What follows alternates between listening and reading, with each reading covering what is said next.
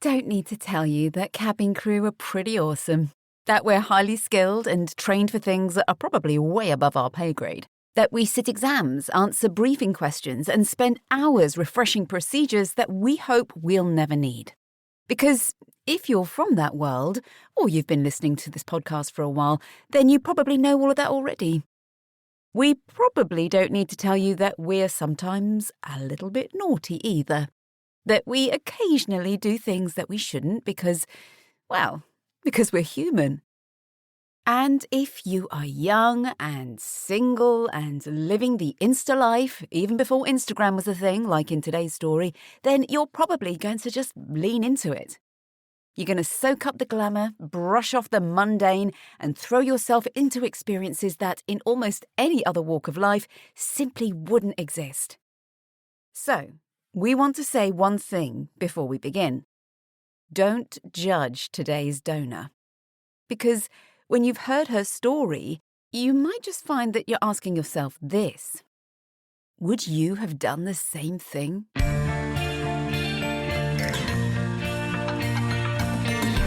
Doors to armed and cross-check.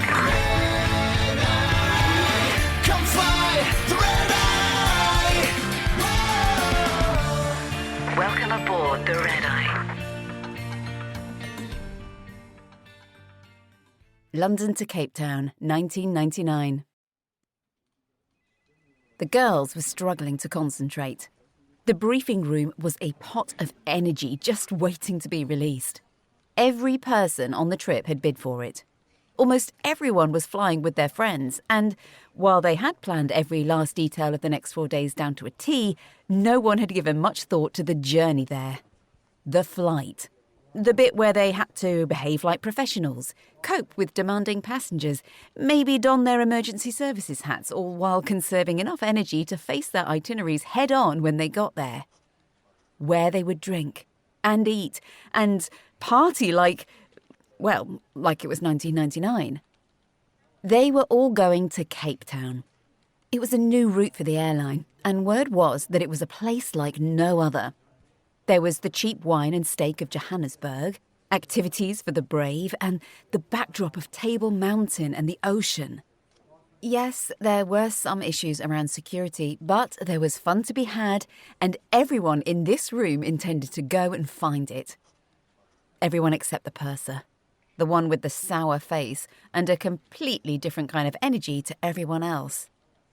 Charlene eyed her as she gave her briefing, airing all of her pet hates and things she didn't want them to do.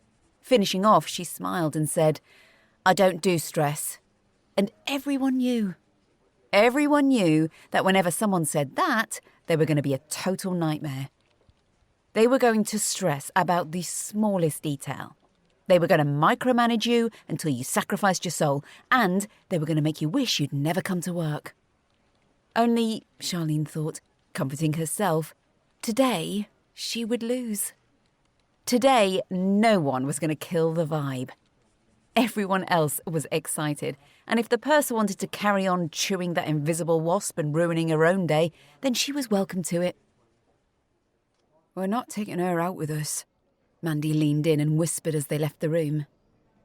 The 4 girls all knew exactly who she was talking about and murmured their agreement. "No, we are definitely not," Charlene agreed. They had been looking forward to this trip for weeks. She had a breakup to recover from. Well, it was a couple of months ago now, but she still liked to use it as an excuse for questionable behaviour. They were going to do a shark dive, maybe a skydive. They wanted to visit Cape Point and see the penguins, spend a day knocking back wine in a vineyard and another exploring the waterfront. They had 4 nights to fit it all in, and there was no time to be dragging bad energy around with them.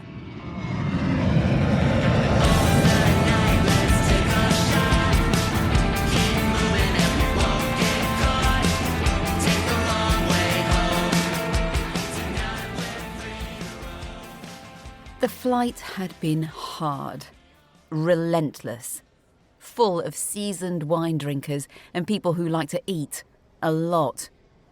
But it had been good too. The passengers were friendly and endearing, with their soft South African drawls and easy smiles. And it had to be said, the men were hot. Charlene may have flirted a little. She may have even played a quiet game of best on board with the others, but she wasn't ready for slipping phone numbers or getting tied down before they'd even landed. At the hotel, the crew gathered in the lobby of the stunning property. The columned facade had given way to a marble and stone entrance, with a sweeping curved staircase disappearing to one side and a view of the Grecian-style pool beyond. Better still was the tray of champagne glasses being carried towards them by a waiter. "Well, we don't get this in JFK," Sherry said, taking 2 glasses and handing one to Charlene. "No, we do not." Her voice tailed off, and her eyes drifted to the door where a group of young men in rugby shirts had just walked in. They were laughing amongst themselves, carrying that easy camaraderie of teammates who were completely comfortable in each other's company, and, she would find out later, that was exactly what they were. A rugby team. All bulk and power, just how she liked her men. Fiona let out a low whistle. Whew. If I wasn't married. Charlene turned so she was square onto them, flicking her eyelashes as she pretended to be coy.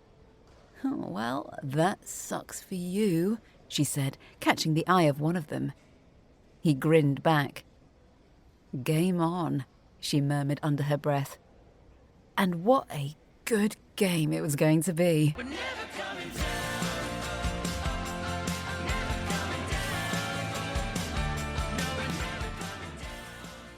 There was something that always rang true on landing day, and that was that everything hit just a little differently. You found an energy to keep going that was normally nowhere to be found. They hadn't napped, even after the long overnight flight out. Instead, they had spent the afternoon by the pool, soaking up the sun, sipping cocktails, and admiring the scenery, so to speak. By 6 o'clock, they'd met the others in the lobby. And by 7, the entire crew was seated in a waterfront restaurant, ordering seafood and steak as though money were no object, which, to be fair, it wasn't. Not here, at least, where the pound stretched far further than it did back home. The wine flowed steadily and sneakily.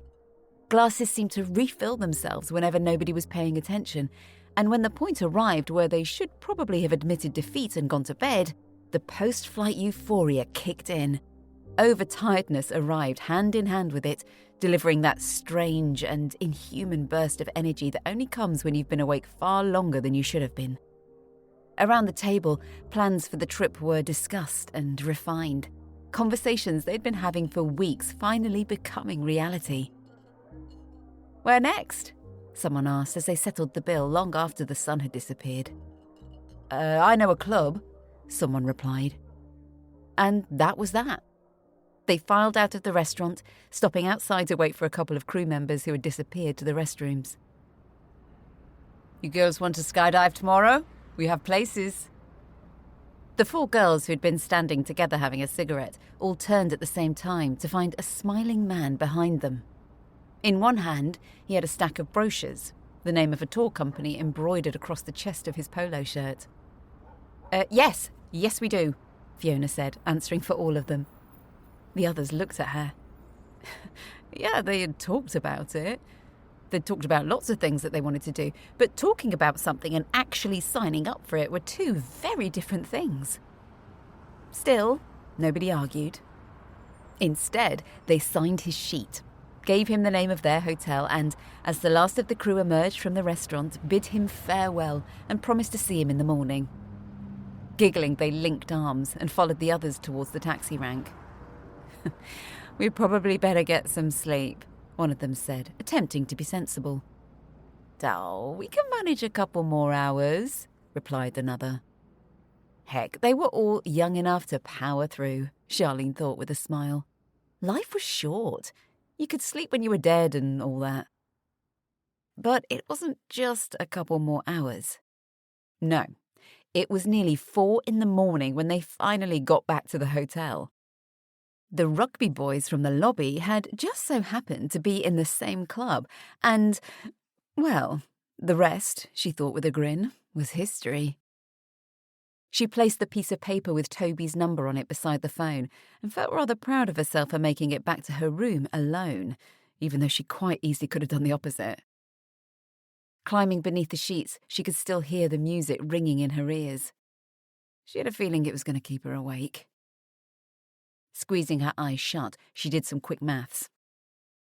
After being awake for the best part of 2 days, she had barely 4 hours before she was due to be picked up to voluntarily jump out of a perfectly serviceable aircraft. And she had a feeling, she thought as sleep finally began to claim her, that she might just regret this in the morning.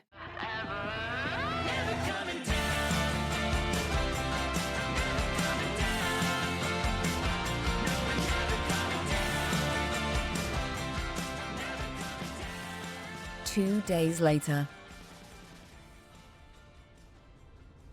I'm going to get an early night, Charlene announced as the cab pulled up outside the hotel.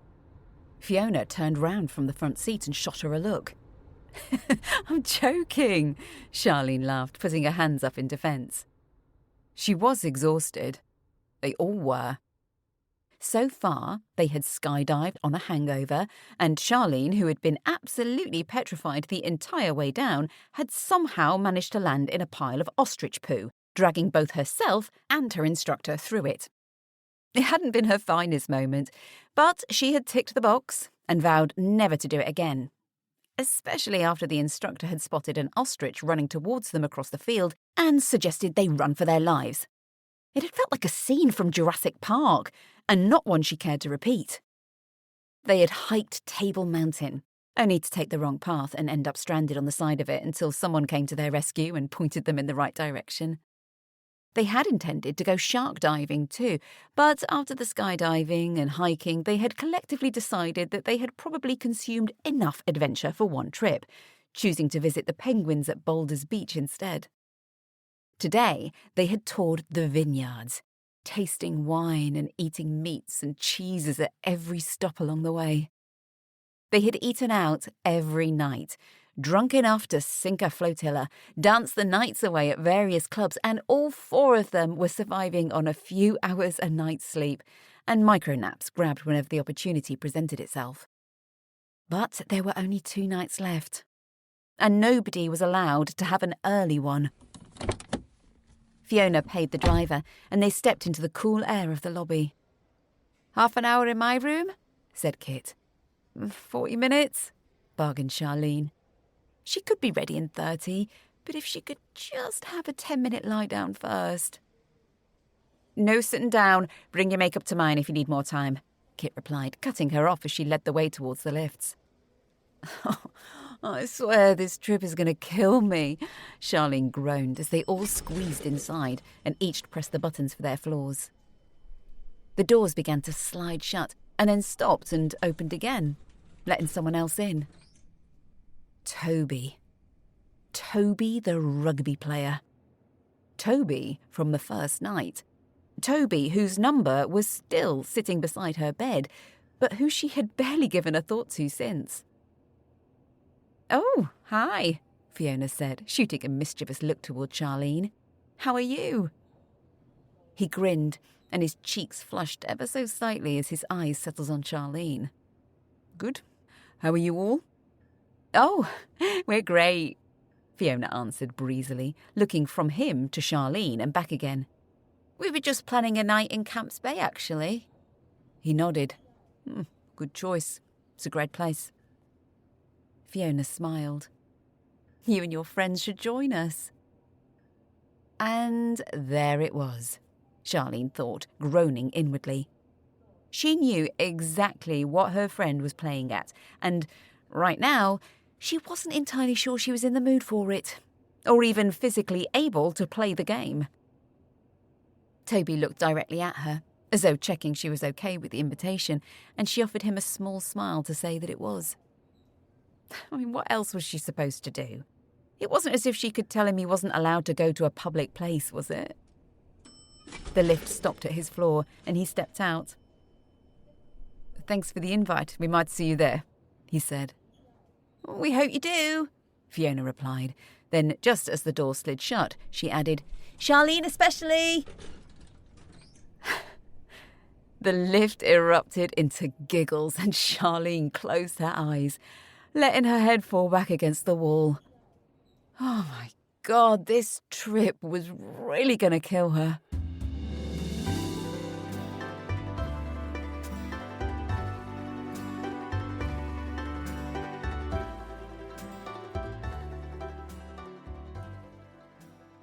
Charlene wasn't sure exactly when it had happened, but at some point that evening, long after they'd first bumped into Toby and his friends, who had just so happened to end up in the same bar as them, she'd caught it. Caught the bug. Caught the feeling. Caught whatever it was that had left her so utterly and deliriously happy. There was just something about him that seemed to ignite every spark inside her. Something in his energy, in the way that he looked at her, in how safe and familiar it felt when his arms wrapped around her. In the way his smile made her stomach flutter, despite the fact that she was far too old, far too sensible, and far too experienced for stomach flutters. At least, she thought she was. And she didn't want to leave him. The thought of flying home soon, of returning to normal life and leaving this behind, felt strangely unbearable. The next morning, when he left her room, she knew she'd see him again that night before they'd even discussed it. And as she sat with her friends, overlooking the marina at lunchtime, picking up bread and olives after a morning spent wandering around the shops, she found she couldn't contain herself. She couldn't stop talking about him, and the smile simply wouldn't leave her face. "I just don't know how you're going to leave him tomorrow," said Kit, tearing off a piece of the bread and dipping it in the olive oil and balsamic mix. "Oh, I'm trying not to think about it," Charlene admitted, batting away the sadness that hovered somewhere on the horizon, threatening to overshadow the happiness. She smiled. "We've still got tonight." "Doc!" Kit's voice cut through the conversation, and all four women immediately lowered their heads before any of them thought to ask why. "Rita!" Kit hissed. They turned in unison, peering from beneath the edge of the table towards the waterfront walkway, where their purser had stopped and was studying the menu outside the restaurant as though she might come in. "Oh, move on, Charlene whispered. They hadn't seen her since the first night, and now that their plans were firmly established, there was definitely no room for her in their last night here. Tonight, they were all going to go out together. Toby, his friends, and the girls. A purser with the personality of a tax audit would kill the mood completely. The four of them watched, barely breathing as Rita lingered. And then mercifully, she moved on.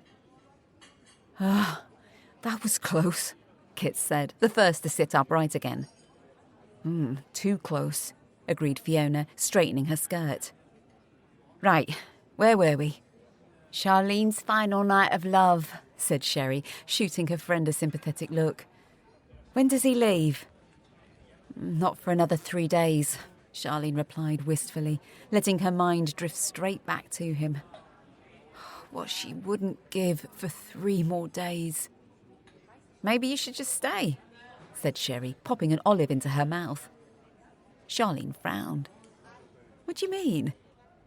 Sherry shrugged. "Stay. Go sick." She glanced around the table. "We'll cover for you." Charlene laughed. The idea was ridiculous. Completely ridiculous. She couldn't possibly call in sick and stay behind just to spend time with a man. She couldn't watch her friends leave without her, couldn't dump the whole crew in it, couldn't risk getting caught out and the fallout when she got home if she did. Could she?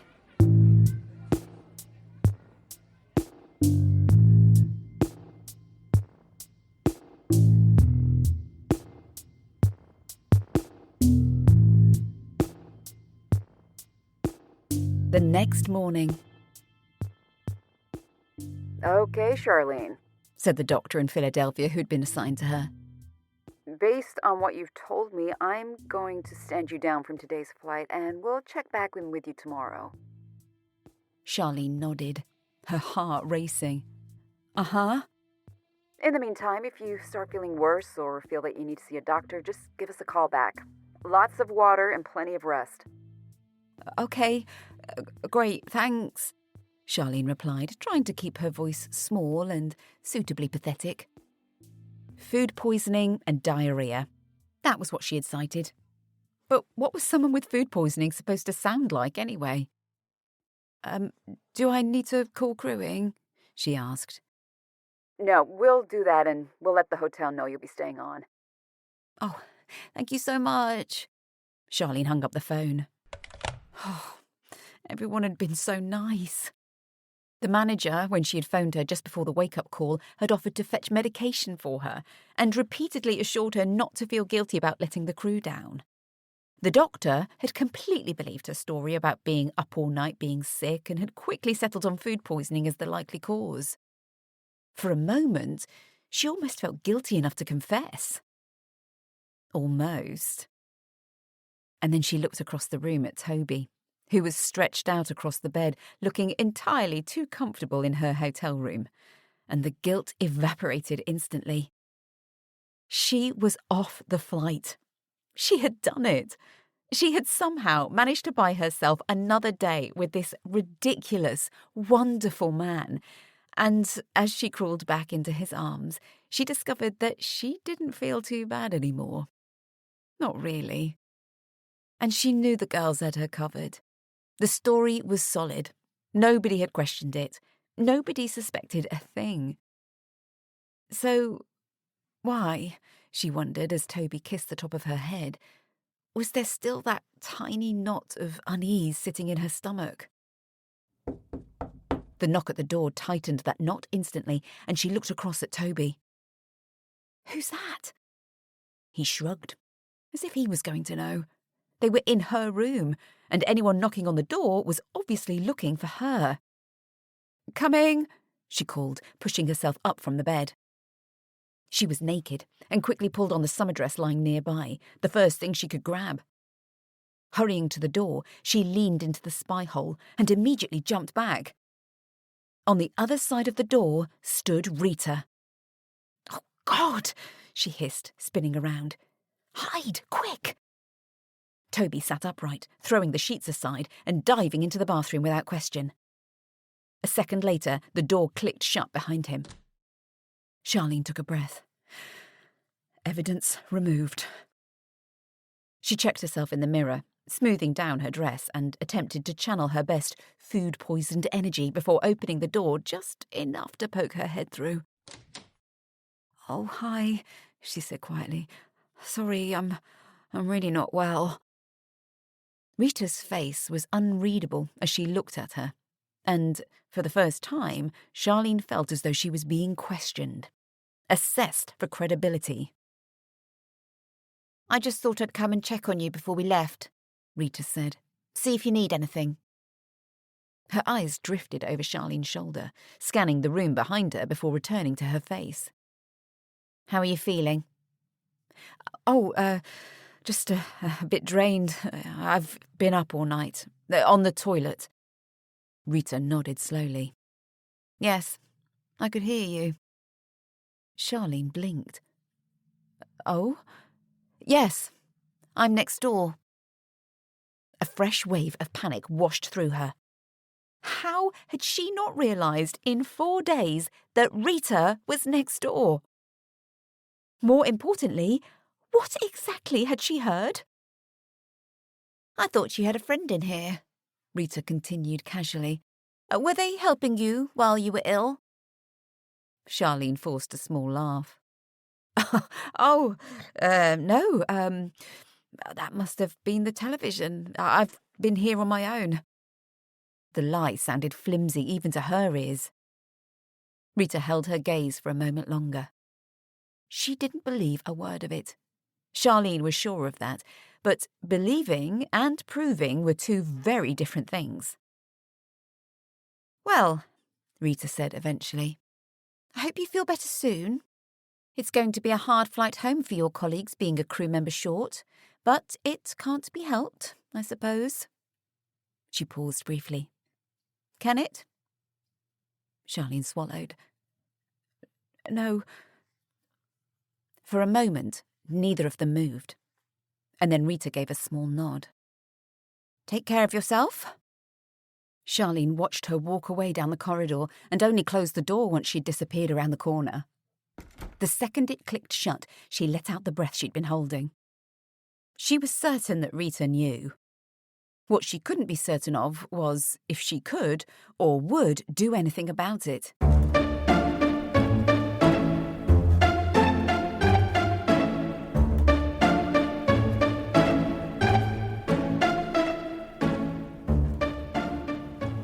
Three days later, Charlene sat in her business class seat, refusing the glass of champagne the crew member was offering her. God, she wanted it. Needed it, even. But it wouldn't have looked particularly good if she'd sat there getting plastered after pleading sickness for the past 3 days. And now, passengering home. She had offered to work, but they hadn't needed her because, apparently, after being ill, she should be taking it easy. She was one big, giant fraud, and she was sure that everyone else knew it. She took a glass of water instead. Thank you. For the past 3 days, she had started each morning with a call to Medair, updating them on her imaginary illness. That part had been difficult at first, but she had quickly got quite good at it, almost believing what she was saying herself. The in-person bit, though, the part where she had to face whichever manager had been sent to check on her, had never become any easier.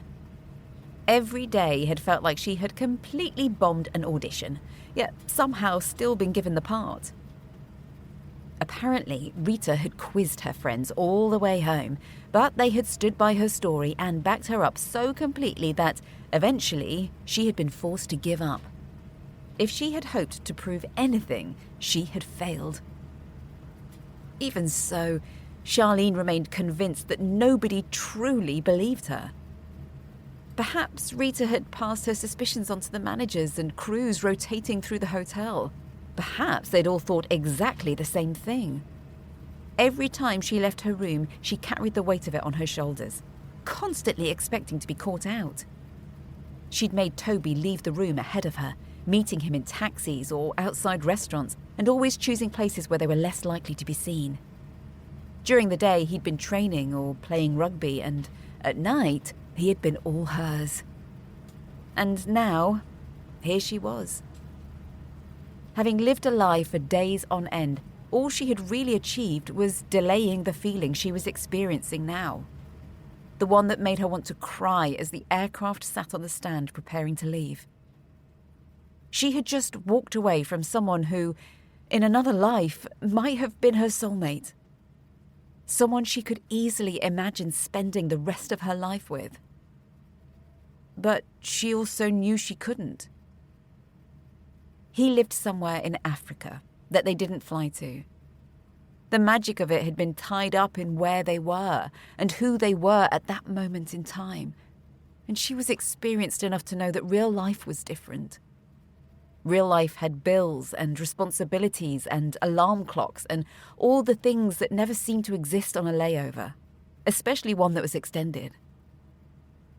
Perhaps it wouldn't have felt the same there. Perhaps it wouldn't have even worked. But, she thought as she sipped her water and stared out of the window, it had been an experience she would carry with her forever. Every minute with him had been worth every minute of lying, pretending, and worrying about being caught. The memories alone would probably keep her smiling for years to come. And would she do it again? She gazed out across the wing, feeling the corner of her mouth tug upwards as she thought about the past 3 days. About Toby, about the way she had felt with him. The late nights, the laughter, and all the moments she had stolen for herself. A small laugh slipped out of her mouth. Of course she would do it all again. Abso-bloody-lutely. The Red Eye podcast is written by Kaylee Kay, narrated and produced by me, Ali Murphy. These stories are based on true events, but certain details, characters, and timelines have been altered to protect the innocent. Visit our website, theredeyepod.com, to subscribe to our newsletter and to find out details on how you can contribute your story for us to turn into an episode. If you enjoyed listening to our stories, please like, subscribe, and review. Thank you. Thank you for listening to the Red Eye podcast. You guys are why we do this. We love the stories that you have, and we love telling you the stories that people share with us. To help us reach more people and get the podcast really out there, we would really appreciate it if you left a review. It just helps our podcast be a little bit more visible. Thank you.